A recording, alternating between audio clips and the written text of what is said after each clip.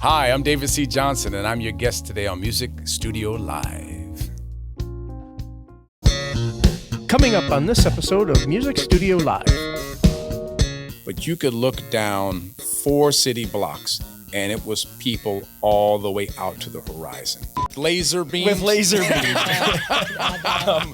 So I had the progression, and I loved it. It was beautiful. But then certain people in my family started getting sick, and they started passing away. Oh, folks, the big reveal. That's it. Rolling. Here we go. Hi, guys. My name is Darrell. I'm a drummer and producer, and I started a podcast with my friend Sarah called Music Studio Live. Together, we talk with singer-songwriters and music makers about all things related to music. We hope you enjoy the show, and here we go. Hey, guys. Welcome to Music Studio Live, Episode 5, with our guest, David C. Johnson, and I'm Darrell Nutt. And I'm Sarah Hadeka. That was so robotic of me. It was. I'm Darrell Nutt. How's that? Anyway, David C. Johnson is a friend of ours, but he's also nationally known. He's a bass player for 4-time Grammy-winning singer Aaron Neville. And he's his musical director, pseudo-musical director. He pretty much runs the show at rehearsals and stuff like that. But he's also a local musician in our neighborhood, and he is a songwriter. He has a few albums out, one instrumental and then one with some love songs about you and me. I'll put it up on the screen during the episode.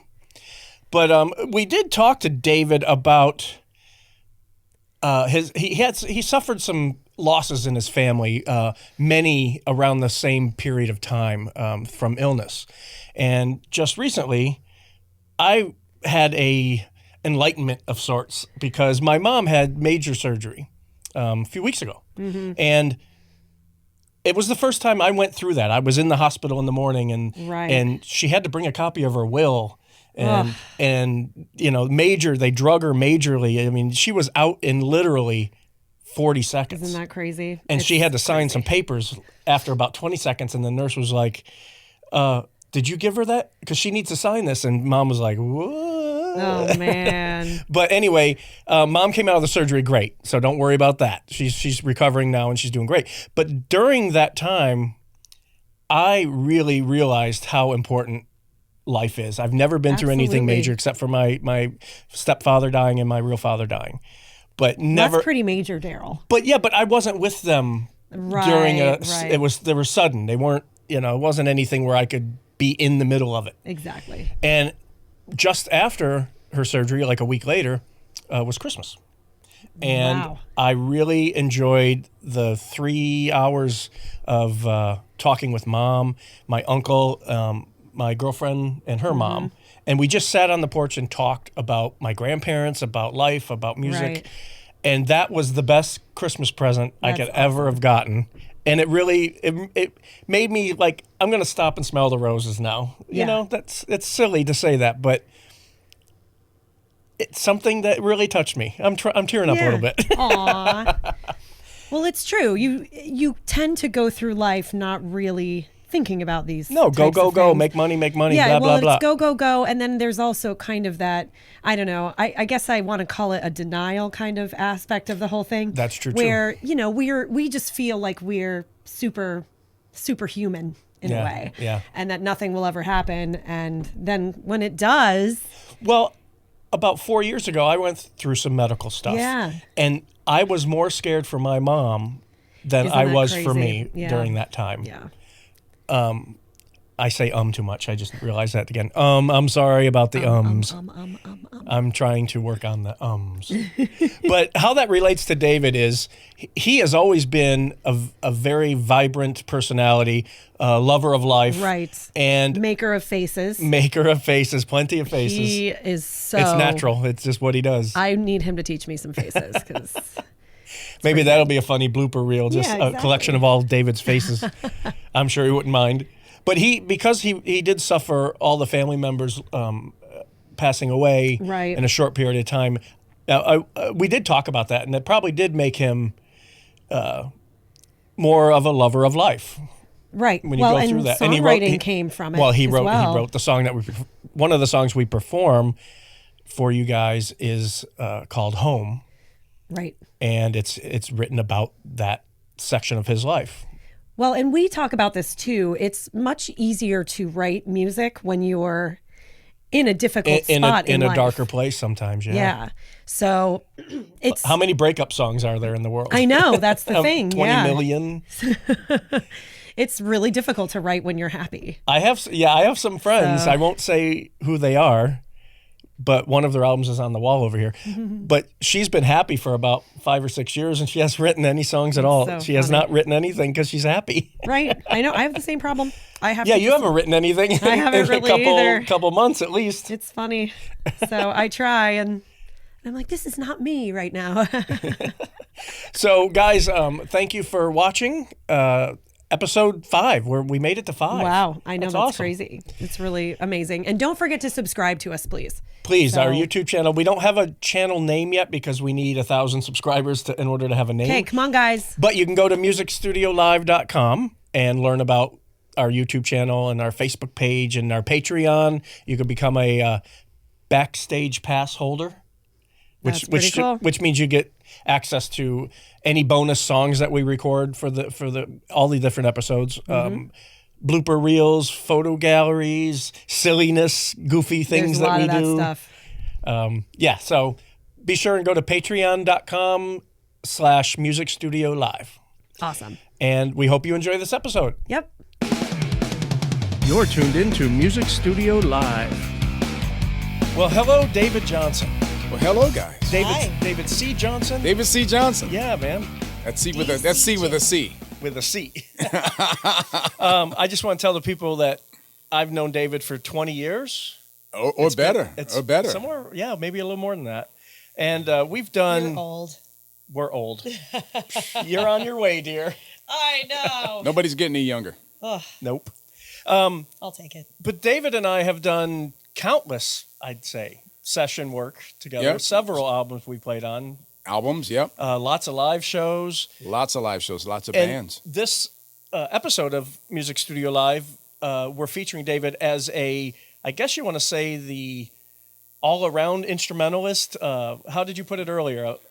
Complete musician. Yes. Oh, there you go. That's yeah. your goal in life, is to be I think you've achieved it, at least Yeah, as you're far as there. I'm concerned. You're there. I'm still working, so that's that's saying something. good. They haven't fired me yet. And you are a songwriter, so you do fit Yes. the bill for... Yeah. But yeah. but I think today I want to hit most on how you work in the studio. You're the musical director for Grammy-winning Aaron Neville. Yeah. Have been for how many years? I'm going on my 2019 will be my 20th touring year with him. 20th Whoa, year. I Yeah. didn't realize that. Yeah, it's gone by. You're very going to learn a quickly. lot today, by the way. Yay. You've known David for a while, but you haven't known David. Right. Yeah, I right. can probably say I've enjoyed the longest tenure in the Neville family without being fired. Was there ever a chance you were going to get fired? No. No, you No. never tried to punch Aaron. Who would try to punch Aaron No. Neville? Rule Why number would you do one: that? never Like tick this. off He's the a boss. teddy bear. He's a teddy bear. Yeah. But with Aaron, I guess we'll start there. What a great gig to have. And how long were you with him before you became the musical director? Well, musical director-ish. Ish? Okay. Ish. Well, Do you lead rehearsals? Do you? yeah, I kind of lead rehearsals.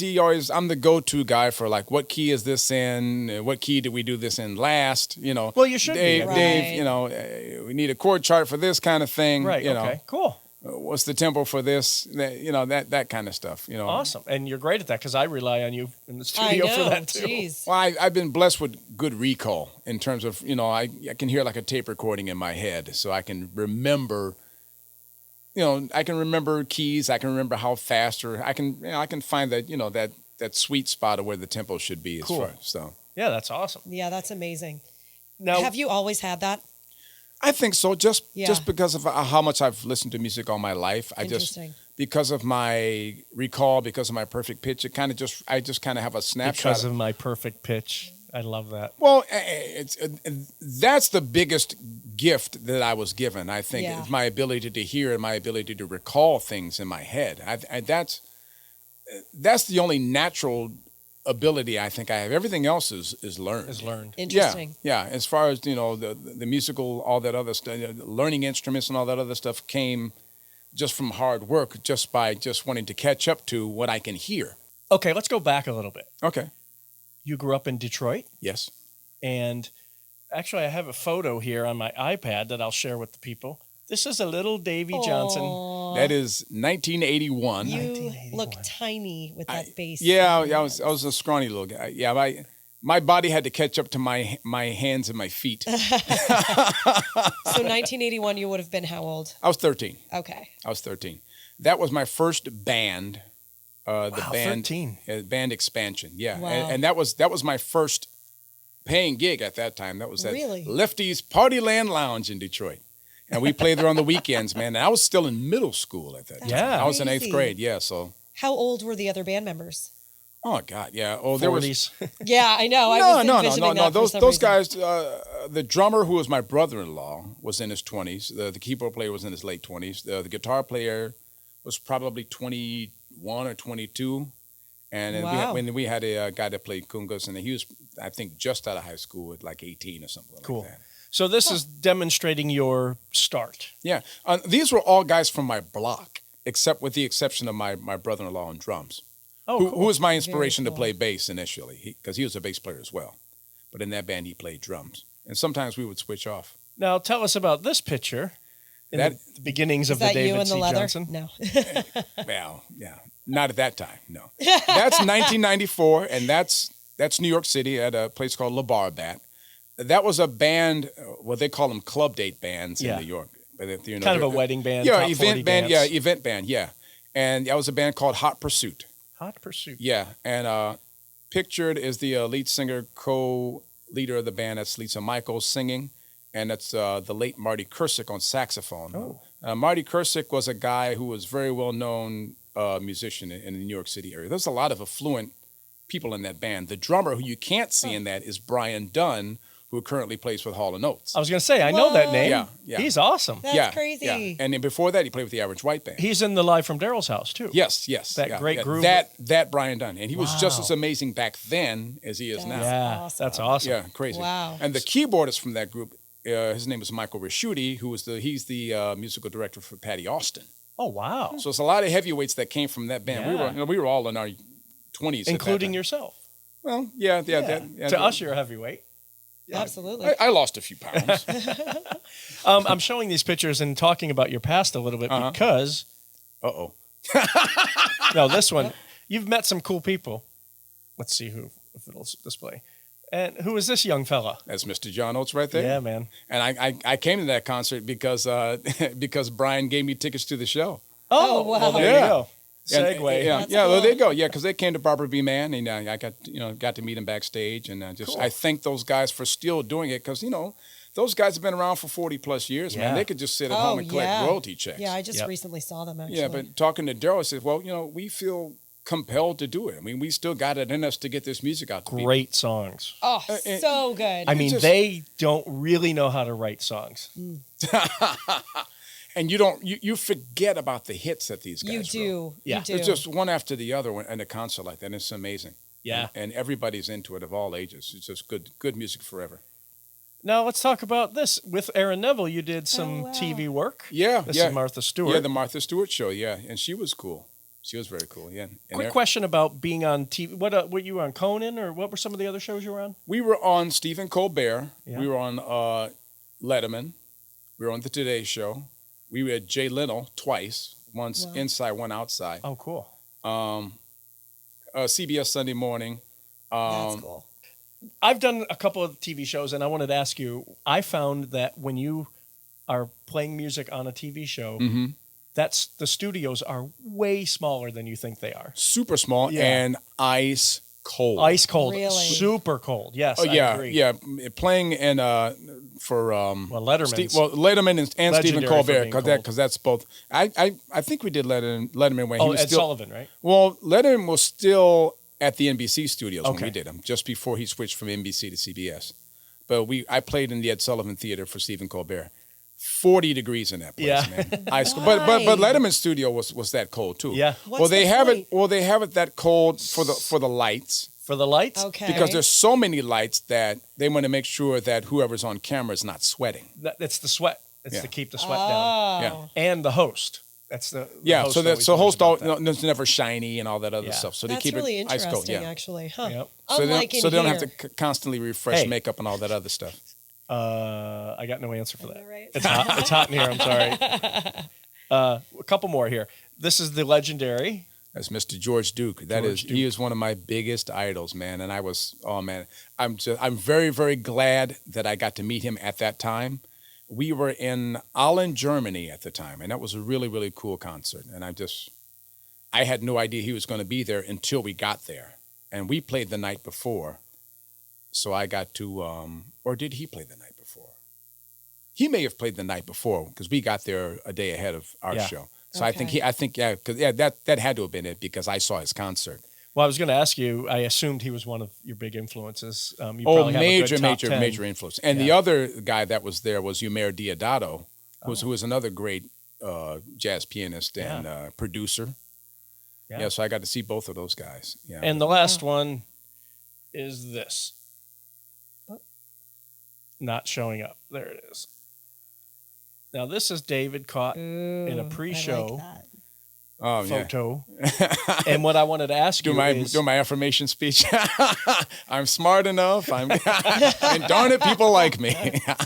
What I wanted to ask you is before you go on TV, before you do the New Orleans Jazz Festival, before you do something that's a little bit bigger than just a club you play on a weekly basis, what is your routine? Is there a mental thing you do? Is there a prayer? Is there a warm-up, a bass warm-up? At this point with Aaron, I've done it for so long, and I'm so comfortable on those stages. For some reason, I don't freak out anymore. I mean, because we've played on stages where we were in Canada. I forget where we were in Canada, but we played in front of like 250,000 people downtown. Wow. Where they had us on a stage. I think it was the GM stage. I forget what festival it was, but you could look down 4 city blocks, and it was people all the way out to the horizon. So you're easily and you were looking comfortable. Amazing. and it's just like, and I'm on stage with the Neville Brothers. Yeah. But you don't think about it. But the same thing with Jazz Fest. I mean, Jazz Fest, if you're on the main stages, there's an audience of easily 25,000 people in front of you. Wow. And you're being televised. Right. Because it's being filmed. Right. And the first year that I did Jazz Fest, which I think was 2000, that was telecast on VH1 and all that other stuff. Wow. But cool. But just in the moment, it's a gig. You're focusing on the music. You're not really thinking about who you're playing in front of. I was listening to a podcast with some actors, and the guy said, sometimes I get interviewed, and I'm like, "Are you afraid when you get ready when they say action?" He goes, "No, I'm afraid when my kids go to school. I don't know what's going to happen to my kids. Acting I can do. Funny? Right. Acting is I got Well, that's this." just it.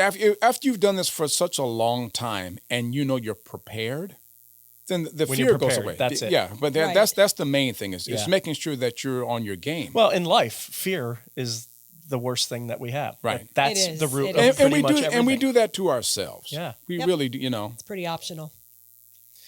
So you've been a sideman, you've been a musical director, you've been your own artist in several different occasions where you do duos, you do singles, trios, larger bands and stuff.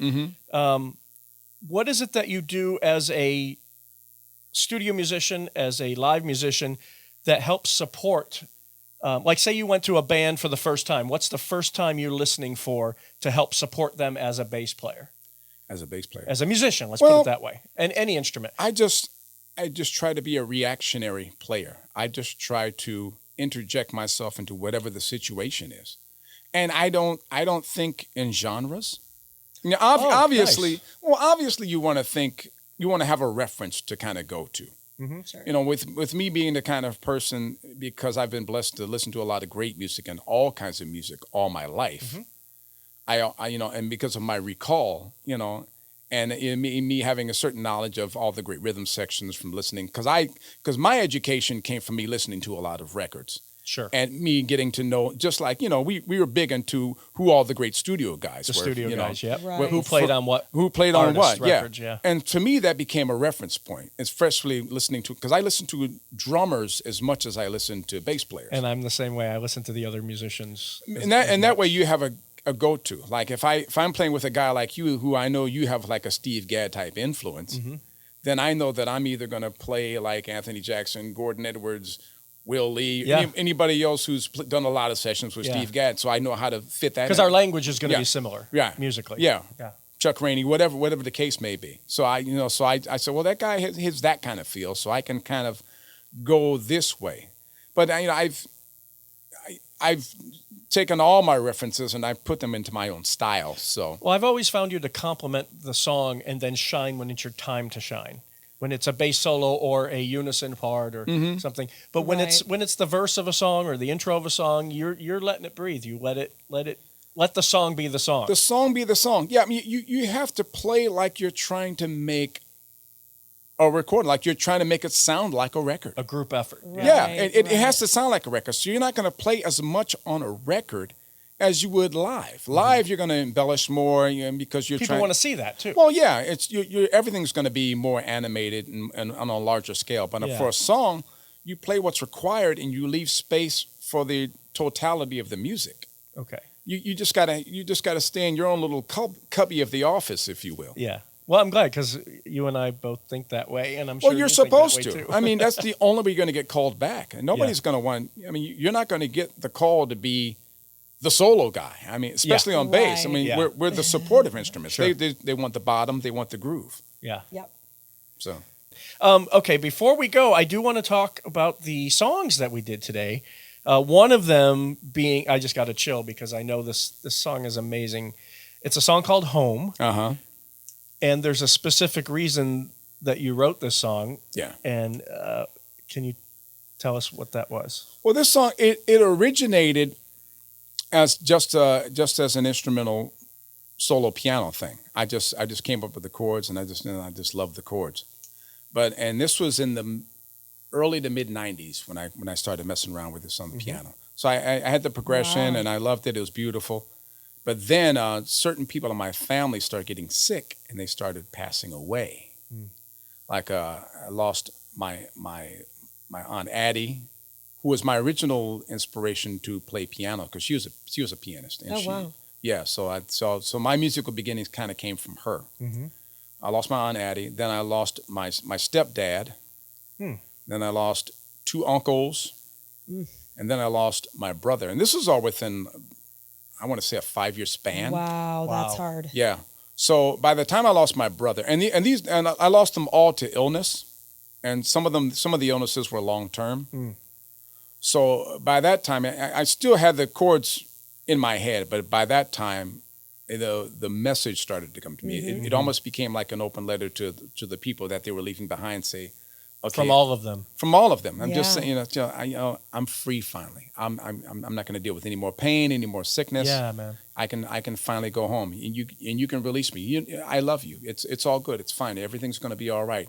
I'm complete and whole now because I'm no longer trapped. My soul, the part of me that you love, my spirit, is no longer trapped in a sick body. I can give again because, when you're a giver of love and all this other stuff, and when you're no longer physically able to give, because your body is not allowing that to happen anymore. Once your spirit is released, then you can open up all new vibes for loved ones and everywhere. It's a great message to the loved ones that they touched when they hear your song. And it was closure for me. It was closure for my mom and everybody else in my family. Right. So when those words finally started coming to me, because at my brother's thing, I had to, I believe at that time I had to do a eulogy and things like that. And then my sister died. And recently, my wife Tara and I, we just lost a friend very suddenly. And she was one of the healthiest people that we knew. She just had a brain aneurysm and just went like that. Oh, my goodness. Young woman, our kids went to school together. Oh, man. And, she was married to her high school sweetheart and this, that, and the other.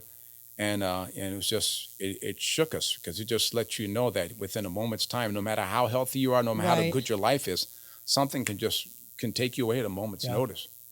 as I get older, that's a daily thing I think about. Yeah, we're I getting, love you guys. Well, exactly, and that should be Yeah. said daily. But things like that make you think about mortality and stuff like that. But but home with me is just like an open letter, just closure for people. It's a wonderful song. It's a very moving song. It's probably my magnum opus. It's probably my proudest achievement as a songwriter. Yeah.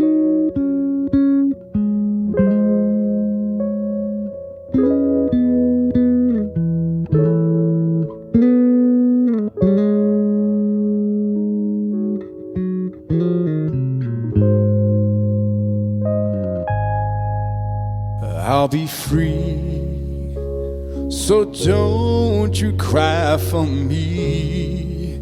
I'll be where I need to be.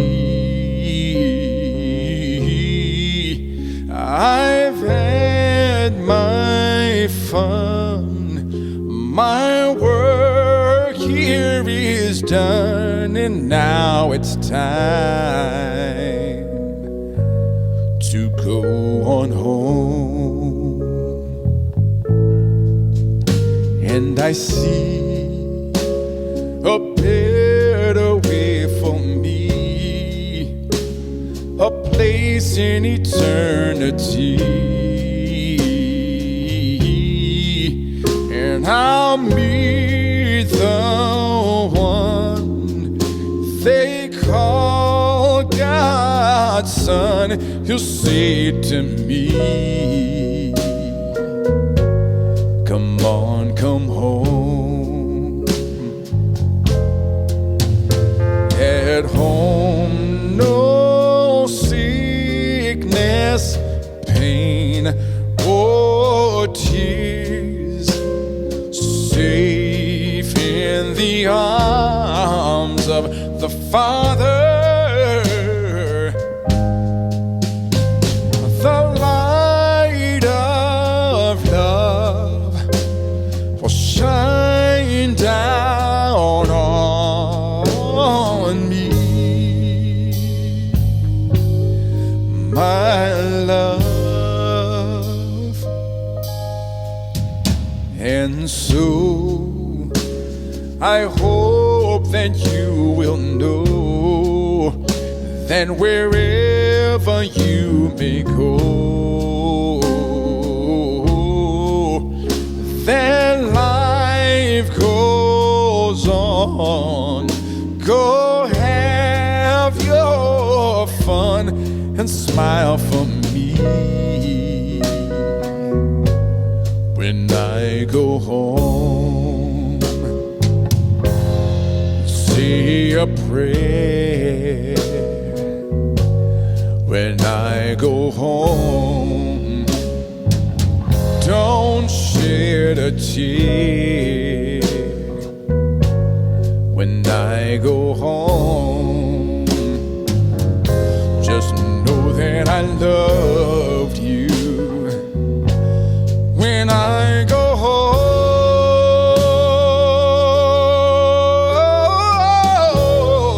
home. When I go home.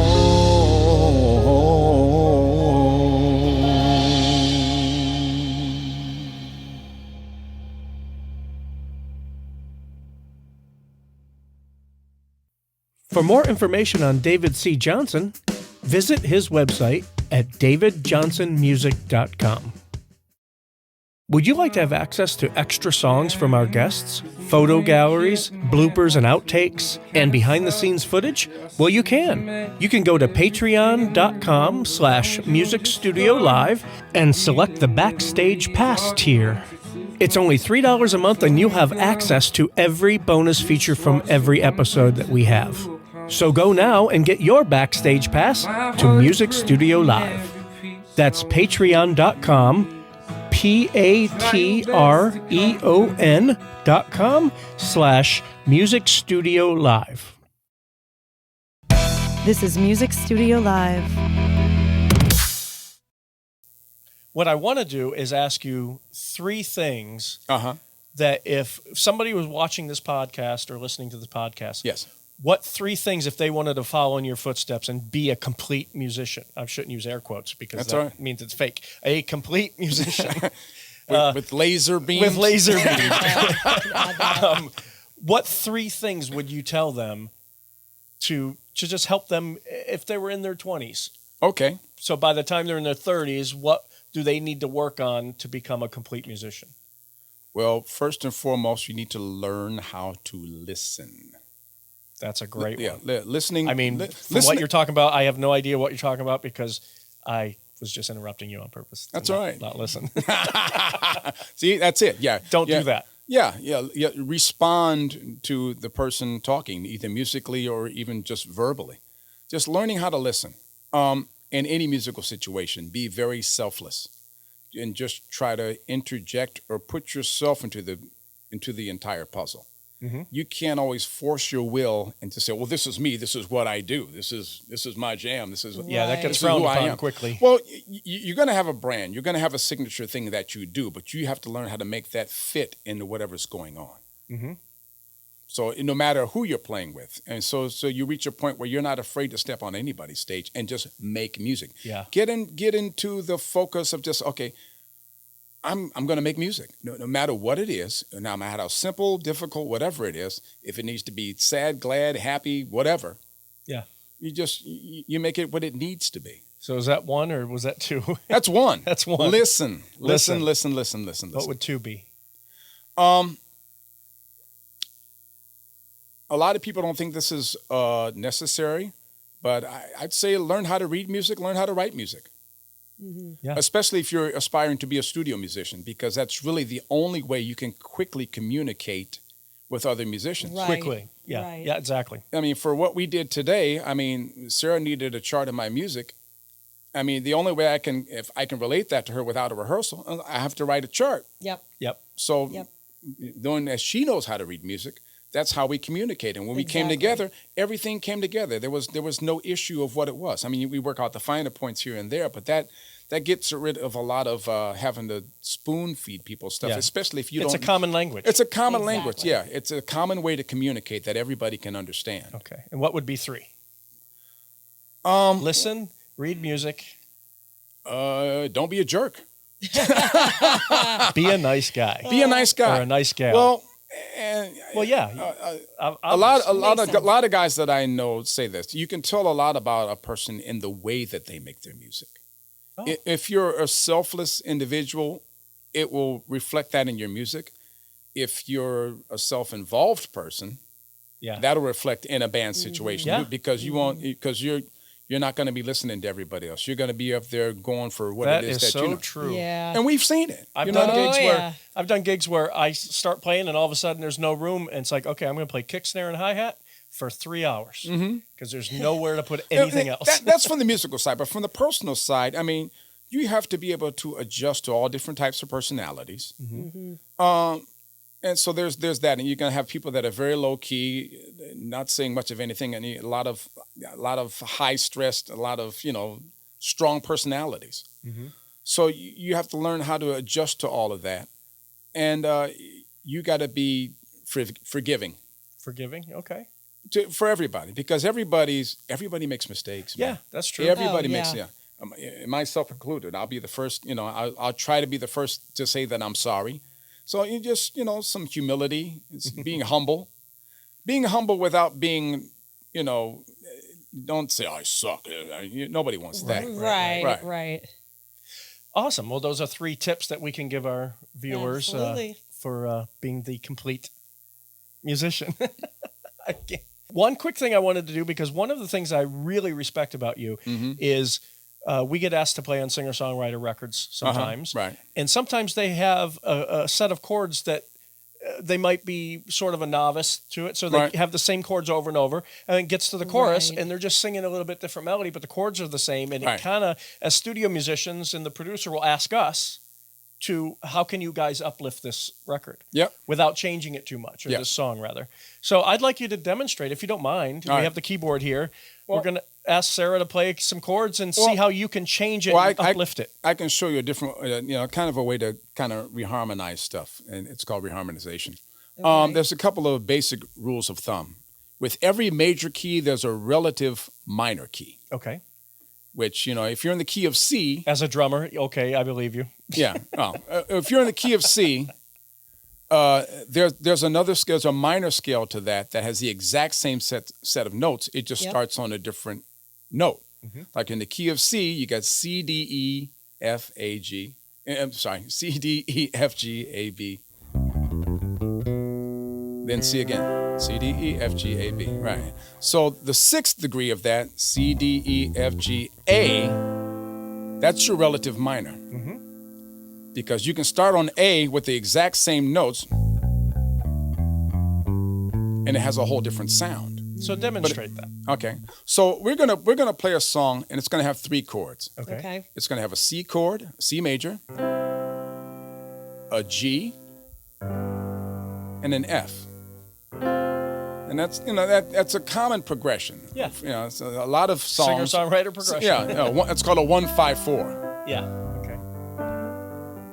So you have guitar players and keyboard, and they'll write something like that.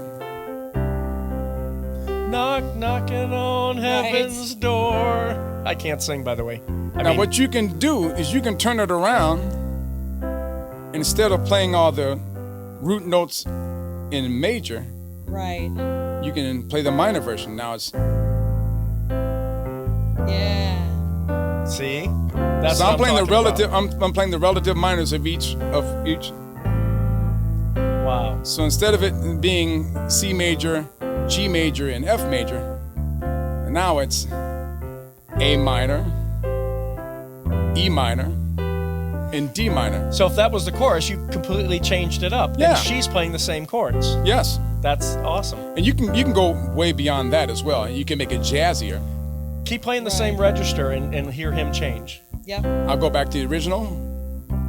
That's C, G, and F.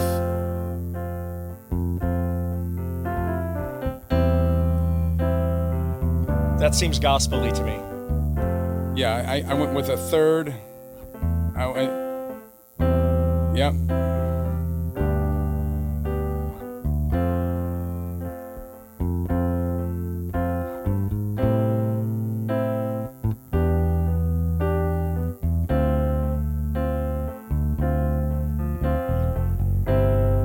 Oh, nice. That's awesome. Yeah. So, as somebody playing the same chords, does that mess with you when he changes the bass notes? No. I mean, not really. It just makes me. I won't. It's play exciting. bass It's notes. exciting. Yeah. Yeah. Awesome. Yeah. So now I'm going to the fifth. I'm kind of peddling the Get G, back to it. and then I play It leads to it. Yeah. Yeah. And you can get way jazzier than that too. Well, thank you for demonstrating Yeah, it because but- I That's love really that cool. feature that you're. But it just brain has. all of a sudden it kind of wakes up the ears. It kind of perks up. So like it's a Absolutely. change of color. Yeah. But yeah. there's a million different ways that you can change all that stuff. Now, And- guitar players can kind of do that, but boy, is it powerful when the bass does it. It's awesome. Yeah, I agree. Yeah, that's kind of the fun part of being a bass player. You can be somewhat of the silent leader in the band because you can change the harmony, you can change up the rhythm. You're in control of a lot in the band. Yeah. As long as you know where to go. I mean, yeah. And for the singer-songwriters out there that do write the same chords over and over because they're at a loss of how to change something up, Yeah. sometimes, checking out your bass notes, ask your bass player in your band to change, what can he do different? Sometimes that's all it takes to make a song Yeah. uplifting or darker. Yeah. Depending on... Because something like that, if you're just vamping on that at the end, just by changing that once, I mean, all of a sudden, it gives it that little extra lift. It's like, whoo, ear candy. Yeah, just from that one thing. Well, awesome, David. Is there anything you want to ask him about before we I was just say kind goodbye of here? wondering how you got involved with somebody like Aaron Neville. What did you do? Did you audition? No, we all know Mr. Michael Goods, who's Michael Goods, who's a killer, local Okay. local keyboardist. keyboard Yes. player? He and I played in the Mambo Brothers for a long time with Dennis Booth and all those, and Billy Peterson and wow. the late Charlie Brent. Charlie. Yeah. Now Michael is from New Orleans, and Okay. he's a longtime family friend of the Neville Brothers because his brother JC used to play trumpet with those guys. Oh, I didn't years know ago. that. Years Oh, ago. Yeah, his cool. older brother JC. So he knew those guys. Okay, the Neville Brothers, they came to Artist Naples one year, and he went to go see them and went backstage and hanging out with everybody. And he found out then that they needed a keyboardist because their Okay. current keyboardist was getting ready to leave to do her own thing, and so he was there. So they asked him to, because they knew he was a great keyboard player from his years being in New Orleans. Also, the bass chair was getting empty, so he recommended me because he knew that at the time I was doing a lot of New Orleans music, playing with the Mambo The Brothers. Mambo Brothers, yeah. So he knew that I would be a quick study, that I was, Right. I had my stuff together. And Yeah, I man. didn't have to It worry about worked. any issues. I was a professional. So just on his recommendation, I got in with those guys. Cool. So And Michael still plays with Aaron. Yep, Michael's, yeah. They do a lot of duo shows these So days. you spent a lot of time with Michael. That's cool. That you Yeah, guys were friends for a long time. Yeah, Yeah, I've he's a played great with him guy. over half my life at this point. Yeah. gosh. Oh, it's funny to think about stuff in those terms. Yeah, Yeah. that is really Yeah. interesting, actually. Wow. It's funny. I ran into a guy the other day from Buffalo, and I'm like, oh, cool. He'd been down here for like 5 months. He was a retired professor at UB. Uh-huh. And he's like, how long you been down here? And I'm like, I've been down here since, I've been away from Buffalo since '89. So I don't even know wow. can I say I'm from Buffalo at this point? It's been, Yes. I've been away so many more years than I was there, Anyway, interesting. That is funny. Kind of interesting. I was also wondering, how on earth does Aaron Neville still sing pretty much exactly the same as he's like always 70 has? I know. He's 77. What does he do? He'll be 77 years old. He'll be 78 in January. Well, he works out. And Yeah. he says, sing every day. Don't stop singing. And he is a pretty. I've met him briefly once at one of your shows. Mm-hmm. He just seems like one of those just amazing spirits. Just a great Yeah. guy. Yeah. The early, Naturally a good the person. early part of his existence, he was a street guy. He was a street guy. Yeah. Interesting. He lived a very hard life. And Doesn't he have like face tattoos to prove it or something? Yeah, he's done time. I think so, yeah. He's done time, and he was Yeah. a heroin addict. All of that. But he's like a Wow. sweetheart now. But it like he says, it took all of that to make him who he is Yeah. today. Yeah. Interesting.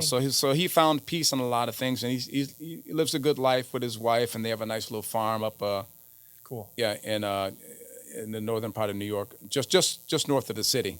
He Oh, actually doesn't live interesting. too far from Darrell Hall. Actually, I think they're close to being neighbors. From where the cool. show was filmed? Yes, exactly. Oh, I That's love cool. whenever they show it, it's like gray and stuff, and I love that because that's the fall. Right. Yeah, Right. that's Pauling, New York, I think, which is Okay. probably 70 miles north of the city or something Yeah, like that. yeah.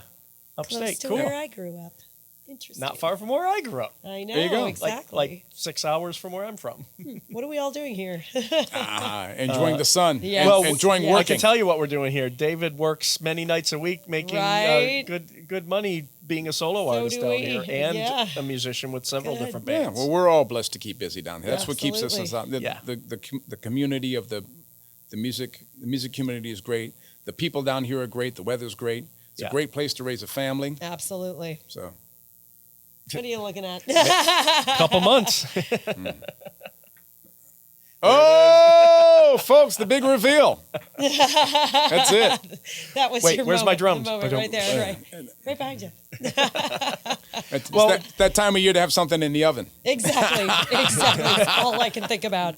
So let's talk about Where Did Lisa Go? I'm familiar with the song because we put it on an album. Yeah, we recorded 10 it years together. ago. Is he Yes, talking about your girlfriend? It isn't. Are you talking about my girlfriend? at the time, no. But Well, where did Lisa go? Because she's with me now. So there you go. No. It's so funny because that song, a good drummer friend, one of my best friends from high school is a drummer. His name is Tony Belton. And we were clowning around in my basement. And Writing songs, I hope. yeah, we were in a band. And it was a band, and we were mostly doing original stuff. Oh, cool. Yeah, but the guitar player, my other friend, Andre Dell, who wrote a lot of the songs on my first album. Oh, cool. Yeah, we were all in that band together. But he was Songs about songs about you and me. You and Me. Yes, yeah, the first album, which is my which I'll put up on the screen magically. Oh, there you go. Yeah, that's my original vocal album. Yes. Which I'm working on an original vocal album right now. Awesome. And I'll be of help if you need me. you, I think you, Sarah you, would too. You will be involved. You'll be involved. Yeah, I will accept and receive help from that. So that See, it's on camera, so he has to now. Yep, obligated. wanted it to happen, needed to happen. Okay, where did Lisa go? Yeah, but that was a song that he came up with on an organ. I had like a little Sears organ that had the push button chords on it, Oh, Oh, funny. and all the push buttons were all Yes. major chords. Yep. So he would mess around with that, and he did that, and he came up with this kind of ethereal, goofy little lyric. He came up with the lyric, we were all Prince fans back then. This is the 80s. This is like Right. 1987. It does have a very Prince vibe to it. I was thinking about that yesterday. Yeah, when I was so we were listening to going with that thing, and we overdubbed him playing an organ and him doing like a little light drum beat to it, and he came up with the words. And then I that was the time when I kind of reharmonized what was going on the little cheap organ. So that was That's why it's the same funny. chords over and over, kind of. yeah, but all like I said, all the buttons on there were major, so I changed them to Yeah, I minor was just going by to say changing it's the bass in notes. minor. Yeah. Oh, that's So- awesome. So it kind of spawned from that, and that little dinky, I had it on a cassette for the longest time because we did that in 1987.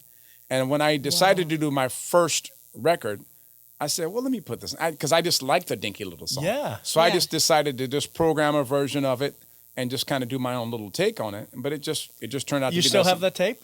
I still have that I cassette. would love to hear that someday. Yeah. Now that we played it on the I podcast. still Anyone have have that. a cassette player? I do. Yeah, I do. We can go to the Yeah. pawn shop and get one. No, I Perfect. have one. So I need to digitize it and send it over to you guys. But yeah, hear that original That'd be version fun. would be kind of funny.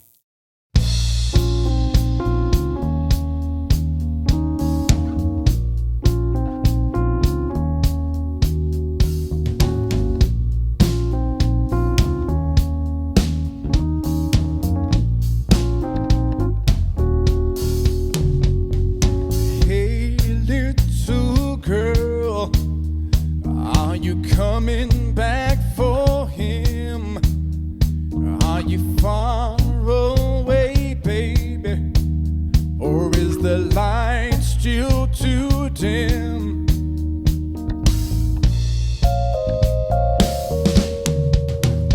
Do you still care for candy? Or white cherry eyes? Am I speaking too slow for you? Or is the light still too bright? Lisa, where are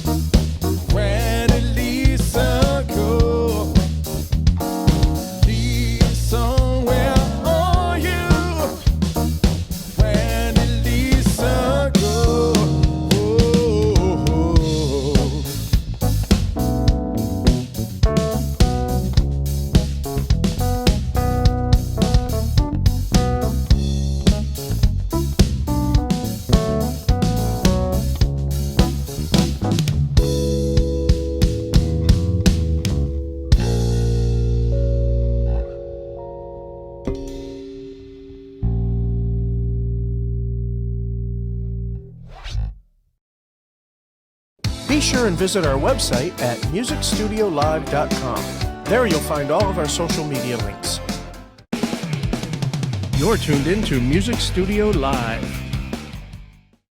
Well, David, I want to thank you for being part of our show and I've making been some very music excited with to us be a on part of camera this, and all man. that. Yes. You guys are doing an awesome job. Thank you for doing this show. We need this. Well, thank you. Awesome. Agreed. I had to do it, so Yeah. I don't You know. had the stuff. It's so- happening. I had the gear. I so know, yeah. Might as well. I can play drums a little bit, so why not? And it was fun playing with you guys. You guys did Yeah, an amazing. thanks. That was We did an amazing job of doing our own little take on these tunes, man. It's Yeah, fun. yeah. We trioized them, if that's even a word. And it is now. It is now. I understood it, so All right, man. Well, thank you. Appreciate it. thank you guys.